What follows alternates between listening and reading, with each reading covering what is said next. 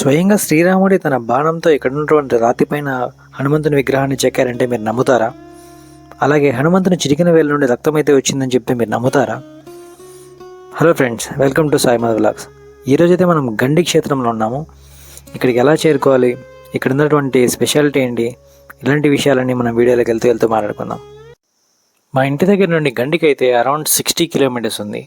నేనైతే బైక్లో స్టార్ట్ అయ్యాను. ఇప్పుడు మీరు హైదరాబాద్ నుండి రావాలనుకుంటే ఎర్రగుంట్ల వరకు ట్రైన్లు అయితే ఉంటాయి, లేదా మీరు బస్సులో రావాలనుకుంటే వేంపల్లికి డైరెక్ట్గా మీకు బస్సెస్ అయితే ఉంటాయి. అక్కడ నుండి మీరు ఆటో లేదా బస్కి అయితే వెళ్ళిపోవచ్చు. ఇంకా బెంగళూరు నుండి వచ్చే వాళ్ళకైతే పులివెందుల లేదా వేంపల్లి వరకు మీకు బస్సెస్ అయితే ఉంటాయి. అక్కడ నుండి మీరు గండికి ఈజీగా చేరుకోవచ్చు ఆటో లేదా బస్సులో. కడప డిస్టిక్లో సిమెంట్ ఫ్యాక్టరీస్ అయితే చాలా ఎక్కువగా కనిపిస్తూ ఉంటాయి మనకి. ఇక్కడ ఎడంపక్క కనిపిస్తుంది కదా, ఇదైతే మనకి ఐసీఎల్ ఫ్యాక్టరీ చిలంకూరు. తర్వాత హనుమాన్ విగ్రహాలు కూడా చాలా ఎక్కువగా ఉంటాయి కడపలో. తర్వాత మీరు ఇక్కడ కనిపిస్తుంది కదా, ఇదైతే మనకి ఎర్రగుంట్ల ఐసీఎల్ ఫ్యాక్టరీది, సిమెంట్ ఫ్యాక్టరీది కూడా. తర్వాత మీరు ట్రైన్లో వచ్చేటప్పుడు ఈ ప్లేస్కి ఎర్రగుంట్లకి రావాల్సి వస్తుంది. ఇక్కడ కనిపిస్తుంది కదా, ఇదైతే బస్సు వేంపల్లి వరకు వెళ్తుంది. ఎర్రగుంటలో మీరు ఒకవేళ ట్రైన్కి వచ్చినా కూడా ఇక్కడ ఈ బస్సు అయితే మీరు క్యాచ్ చేసేసి డైరెక్ట్గా మీరు వేంపల్లి వరకు వెళ్ళిపోవచ్చు. అక్కడ నుండి మీరు మళ్ళీ ఒక బస్సు ఏదైనా తీసుకునేసి గండి వరకు అయితే వెళ్ళిపోవచ్చు. లేదా ఆటోస్ కూడా ఉంటాయి, చాలా ఫ్రీక్వెంట్గా ఉంటాయి, ఎవ్రీ 30 minutes అలా ఉంటాయి బస్సెస్ అయితే. మీకు ఇక్కడ రైట్ సైడ్ కనిపిస్తుంది కదా, ఇదైతే జువారీ సిమెంట్ ప్లాంట్. ఎర్రగుంటలో దాటిన తర్వాత వేంపల్లి రోడ్లో వస్తుంది. దీనికి ఆపోజిట్లోనే మనకి భారతీయ సిమెంట్ ప్లాంట్ కూడా కనిపిస్తుంది. ఇక్కడ చూడొచ్చు మీరు ఇంకొక హనుమాన్ స్టాచ్యూ. ఆల్మోస్ట్ మనం దగ్గరికి చేరుకున్నాం. ఇక్కడ నుండి 9 kilometers అయితే ఉంది. లెఫ్ట్కి వెళ్తే కడపకి వెళ్ళిపోతుంది, రైట్ సైడ్కి వెళ్తే మనం వేంపల్లికి వెళ్తాం. సో ఇప్పుడు మనం వేంపల్లి రోడ్కి వెళ్ళేసి అక్కడ నుండి మనం గండికి అయితే వెళ్ళాల్సి వస్తుంది. ఇలా ఒక 1 kilometer వెళ్ళిన తర్వాత మనం లెఫ్ట్కి అయితే వెళ్ళాలి. స్ట్రైట్కి వెళ్తే పులివెందుకి వెళ్ళిపోతుంది. సో లెఫ్ట్కి వెళ్ళేసి మనం టౌన్లో నుండి మనం గండికి అయితే వెళ్ళిపోవచ్చు. లేదా మీరు బైపాస్లో కూడా వెళ్ళవచ్చు. ఇప్పుడు పులివెందుల రోడ్ నుండి ఇప్పుడు మీకు లెఫ్ట్ సైడ్లో కనిపిస్తుంది కదా, ఇదైతే వేంపల్లి బస్ స్టాండ్. ఇది మీకు బస్సెస్ అన్నీ ఇక్కడ దాకా వస్తాయి. ఇక్కడ నుండి మీరు ఆటో మాట్లాడుకునేసి గండి సర్కిల్ వరకు అయితే వెళ్ళచ్చు. అక్కడ నుండి మీరు ఇంకొక ఆటోకి వెళ్ళిపోవచ్చు.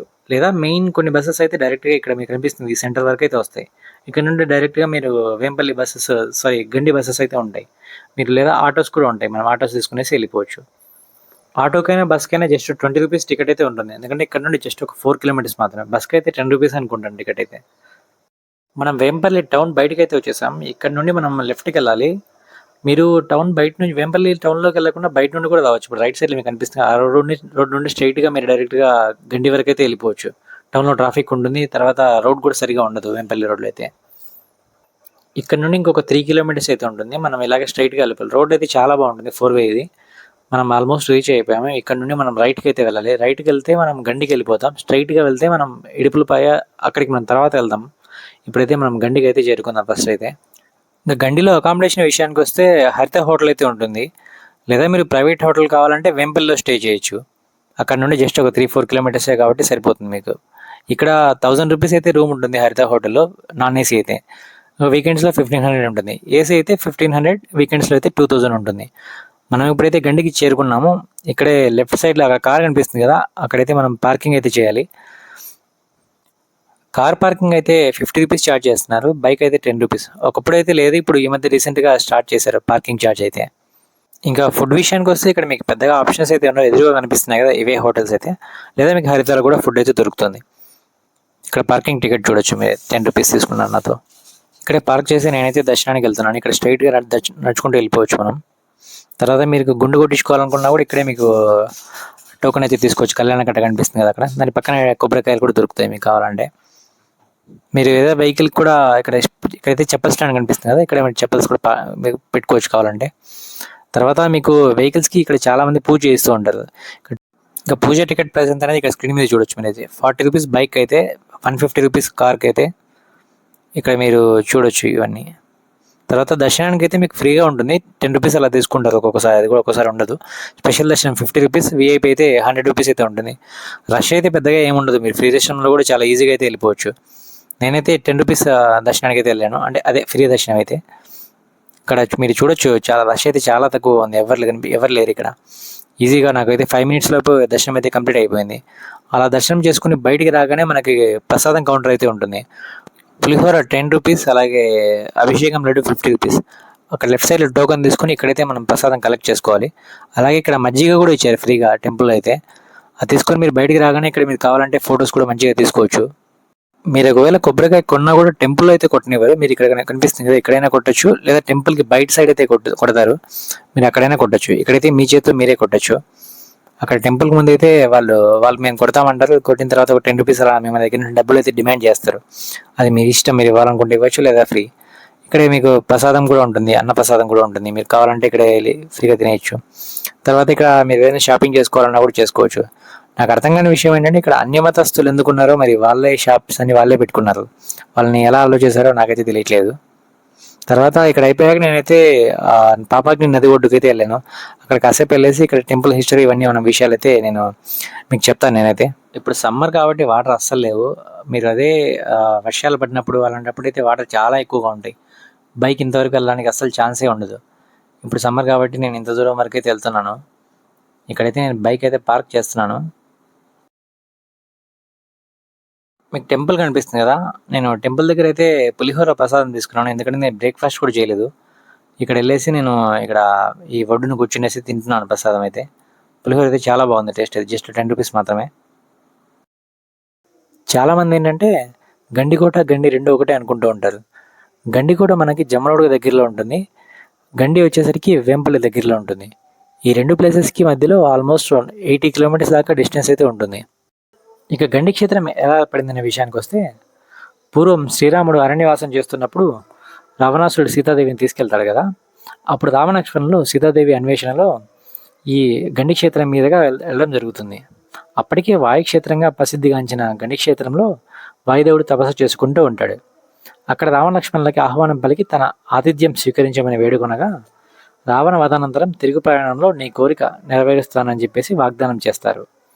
తిరిగి రావణాసురుడిని చంపేసి రాముడు అయోధ్యకు బయలుదేరినప్పుడు, సీతాదేవి సమేతంగా బయలుదేరినప్పుడు ఆంజనేయుని తండ్రి వాయుదేవుడు ఈ గండిలోని 2 కొండలకు మధ్యలో ఒక బంగారు తోరణాన్ని నిర్మించి శ్రీరామునికి ఆహ్వానం పలుకుతాడు. శ్రీరాముడు ఆ రాత్రికి ఇక్కడే విశ్రాంతి తీసుకుంటాడు. అక్కడ ప్రకృతి సౌందర్యానికి ముగ్ధుడైనటువంటి రాముడు సీతాదేవి అన్వేషణ మొదలుపెట్టినప్పటి నుండి రావణాసురుడిపై యుద్ధం వరకు తన విజయంలో మూల కారణమైనటువంటి ఆంజనేయుని తన బాణపు కొసతో కొండశిల మీద చిత్రీకరించాడు. చిత్రం చివరి దశలో ఉండగా లక్ష్మణుడు వచ్చి కాలహరణం సంగతి గుర్తు చేయగా, అంటే అమృత గడియలు అయిపోతున్నాయనే విషయం గుర్తు చేయగా, ఆ తొందరలో శ్రీరాముడు ఆంజనేయుని చిత్రం ఎడమ చిటికెన వేలు కొండశిల నుండి విడదీయకుండా వెళ్ళిపోతాడు. ఆ చిత్ర రూపమే ఇప్పుడు శ్రీ వీరాంజనేయుని విగ్రహంగా విరాజిల్లుతున్నది. ఈ విధంగా గండి క్షేత్రం ఏర్పడింది. ఆ విగ్రహం అలానే పూజలు అందుకునేది. కానీ కొన్ని సంవత్సరాల తర్వాత ఒక రాజు ఒక శిల్పకారుడికి చెప్పి ఆ చిటికెన వెళ్ళి పూర్తి చేయమని చెప్తాడు. కానీ అలా చేస్తున్నప్పుడు చిటికెన వెళ్ళి రక్తం రావడం గమనిస్తారు. దీన్ని బట్టి ఏమర్థమవుతుందంటే ఆంజనేయ స్వామి విగ్రహంలో ప్రాణప్రతిష్ఠ చేసుకున్నానని చెప్పి చెప్పుకోవచ్చు. ఇక్కడ కనిపిస్తున్నాయి కదా ఈ కొండలు, 2 కొండలు. ఈ 2 కొండల మధ్యలో వాయుదేవుడు శిలాతోరణం అయితే కట్టారని చెప్పి చెప్తారు. అది ఎంతో పుణ్యం చేసుకుంటే తప్ప కనిపించిందని చెప్తారు. అలాగే అది ఇక్కడ కనిపిస్తున్నది పాపాగ్ని నది. ఇక్కడ ఏంటంటే ఈ వాటర్లో స్నానం చేస్తే పాపాలన్నీ తొలగిపోతాయి అనేసి చెప్పుకుంటారు. మీరు ఇక్కడికి వచ్చినప్పుడు గుండు ఏదైనా కొట్టించుకున్నప్పుడు ఇక్కడ వాటర్లో అయితే స్నానం చేసి వెళ్ళిపోవచ్చు. మీరు మామూలుగా అయితే ఇక్కడ వాటర్ చాలా ఎక్కువగా ఉంటాయి. ఇప్పుడు సమ్మర్ కాబట్టి వాటర్ చాలా తక్కువగా ఉన్నాయి. ఇంకొకటి ఏంటంటే ఇక్కడ శ్రావణ మాసం మంత్లో చాలా బాగా ఫెస్టివల్ అయితే సెలబ్రేట్ చేస్తారు. నేను ఇక్కడ ఆపోజిట్లో కొన్ని టెంపుల్స్ అయితే కనిపిస్తున్నాయి, అవి చూద్దామనేసి వెళ్తున్నాను. నేను చాలాసార్లు గండికి అయితే వచ్చాను, బట్ ఇవి ఏంటనేది ఎప్పటిదాకా చూడలేదు నేను ఒకసారి కూడా. ఇంకా నేను ఇప్పుడే స్టార్ట్ అయ్యాను ఇంటి పక్క నుండి. ఇసుక కాబట్టి చాలా కాలిపోతున్నాయి. ఇంకా నేను షూస్ అయితే వేసుకున్నాను ఇక్కడ నుండి. ఇంకా ఆపోజిట్లో కనిపిస్తున్నది కాశీ విశ్వనాథన్ టెంపుల్. తర్వాత అక్కడ ఇంకా కొన్ని టెంపుల్స్కి అయితే స్టెప్స్ అన్నీ కూలిపోయాయి వాటర్ వచ్చినప్పుడు, ఇట్లా బండలన్నీ పడిపోయేసి ఇలాగా. ఇక్కడ ఎదురుగా కనిపిస్తుంది కదా, ఆ టెంపుల్ దగ్గరికి అయితే వెళ్తున్నాను నేను ఇప్పుడు. ఎండ మాత్రం విపరీతంగా ఉంది. చూడడానికి కొంచెం దూరం ఉన్నట్లుంది, బట్ నడుస్తుంటే అర్థమవుతుంది. ఇక్కడ స్టెప్స్ అన్నీ పైకైతే నడవాలి. ఒకసారి చూద్దాం ఇక్కడ టెంపుల్ ఏంటనేది. ఇది కూడా శివుని టెంపుల్. ఇది లోపలికి అయితే వెళ్దాం మనం ఒకసారి. ఓం నమః శివాయ.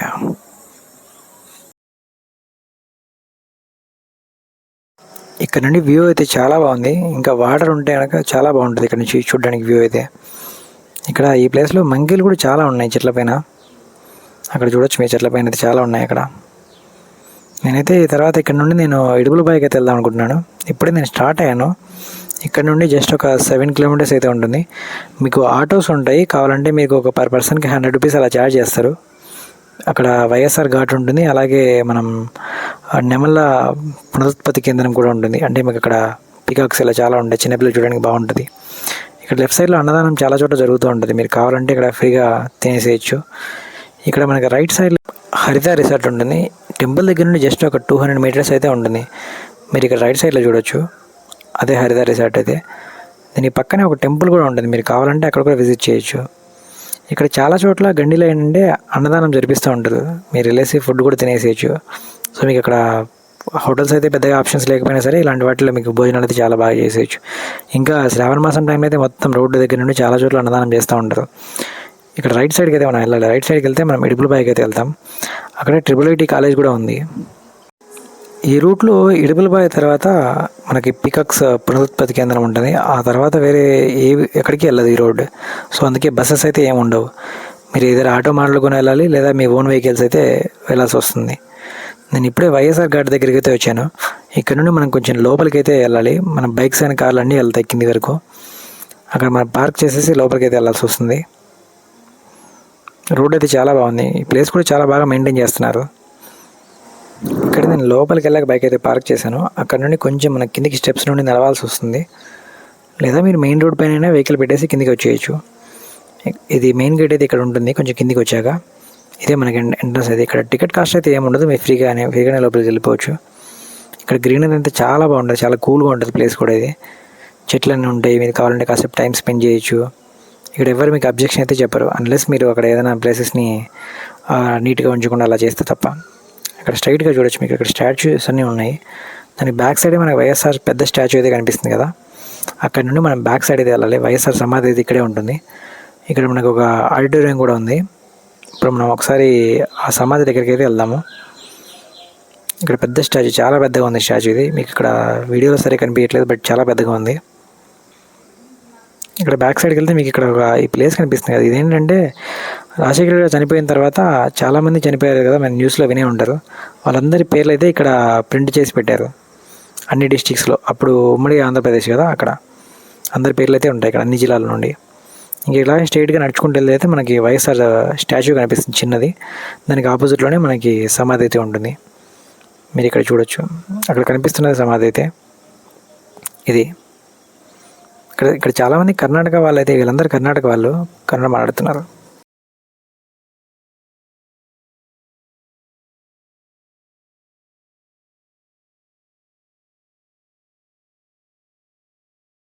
తర్వాత నేను రిటర్న్ అయితే స్టార్ట్ అయ్యాను ఇందాక వచ్చిన రూట్లో నుండే.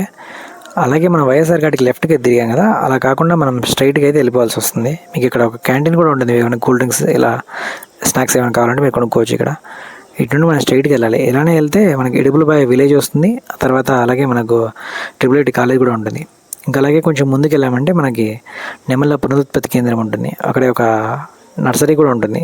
మీకు ఏమైనా ఒక్కోసారి ఒక సీజన్లో చెట్లు కూడా ఫ్రీగా ఇస్తూ ఉంటారు. ఇప్పుడు మీకు ఇక్కడ కనిపిస్తుంది కదా, ఇదే IIIT కాలేజ్ లెఫ్ట్ సైడ్లో ఉన్నది. నేను ఇప్పుడు దగ్గరికి అయితే వచ్చేసాను, నెమళ్ళ పునరుత్పత్తి కేంద్రం దగ్గరికి. ఇలా లోపలికి అయితే వచ్చాను నేను. లోపల జస్ట్ టికెట్ ప్రైస్ అయితే 10 రూపీస్ ఉంటుంది ఎంట్రీకి. ఇక్కడ నుండి లెఫ్ట్కి వెళ్ళారంటే ఇక్కడ ఎంట్రన్స్ అయితే ఉంటుంది. మనం ఇక్కడ చూడొచ్చు, టికెట్ 10 రూపీస్ తీసుకున్నారు. చాలా ఫ్రెండ్లీగా ఉన్నారు స్టాఫ్ కూడా.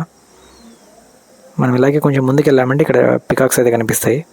చిన్నపిల్లలు అయితే బాగా ఎంజాయ్ చేస్తారు. ఇక్కడ పికాక్స్ సౌండ్ చేస్తూ ఉంటాయి, ఒక్కొక్కసారి పురి విప్పి డ్యాన్స్ కూడా చేస్తూ ఉంటాయి. బాగా ఎంజాయ్ చేస్తారు. కొద్దిసేపు ఇక్కడ ఒక 1 అవర్ అయితే టైం స్పెండ్ చేయొచ్చు ఈజీగా. ఇక్కడ ఒక 3-4 ప్లేసెస్లో నెమళ్ళని అయితే పెట్టారు. సైజుని బట్టి పెట్టినట్టున్నారు అవి. కొన్ని చోట్ల చాలా ఉన్నాయి. ఇక్కడ నేను మొబైల్ పెడుతుంటే, మొబైల్ లేదా కెమెరా పెడుతుంటే నా దగ్గరికి వచ్చేసి అది పొడవడానికి ట్రై చేస్తుంది కెమెరా మీద. ఇంకా పక్కన ఏంటంటే ఒక చిన్న రూమ్ లాంటిది పెట్టారు. ఆ రూమ్లో ఇక్కడ గుడ్లు ఉంటాయి కదా, పికాక్స్ గుడ్లు ఇవి. ఆ గుడ్లను అయితే పొదిగేయడానికి పెట్టారు. వీటిని సంరక్షిస్తూ ఉంటారనమాట ఇక్కడ. అందుకే దీనికి నెమళ్ళ సంరక్షణ కేంద్రం అని పెట్టారు. ఇది గవర్నమెంట్ అయితే రన్ చేస్తూ ఉంటుంది, ఇది ప్రైవేట్ ఆర్గనైజేషన్ కాదు ఇది. తర్వాత మనం కావాలంటే ఇక్కడ చెట్లు కూడా ఇస్తారు, బయట ఉంటాయి మనకి.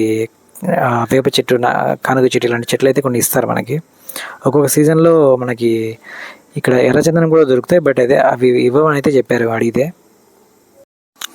నేను ఒక సైడ్కి వెళ్తే అది ఇంకొక సైడ్కి తప్పించుకోవడానికి అయితే ట్రై చేస్తుంది. ఇలా కాసేపు ఆడుకున్నాను, బాగా టైం స్పెండ్ చేయొచ్చు. చూడండి, అది మనం దగ్గరికి వెళ్తే అది పక్కకు పరిగెత్తుకుంటూ వెళ్తుంది. అది మనం వస్తున్నామని వెళ్తుందో లేకపోతే దాని అంతటా వెళ్తుందో నాకు తెలియదు మరి.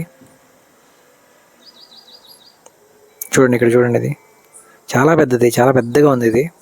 నెమలి అయితే. మరి ఇది మేలా ఫిమేలా నాకు తెలీదు. సింగిల్గా వస్తే మీరు ఒక 2000 లోపు అయితే మీరు ఫినిష్ చేసేయచ్చు. మార్నింగ్ వస్తారు, సేమ్ డే నైట్ అయితే రిటర్న్ అవుతారు. రూమ్ కూడా తీసుకోవాల్సిన అవసరం లేదు, ఎందుకంటే మీరు లగేజ్ తీసుకొని డైరెక్ట్గా టెంపుల్లోకి అయితే వెళ్ళిపోవచ్చు.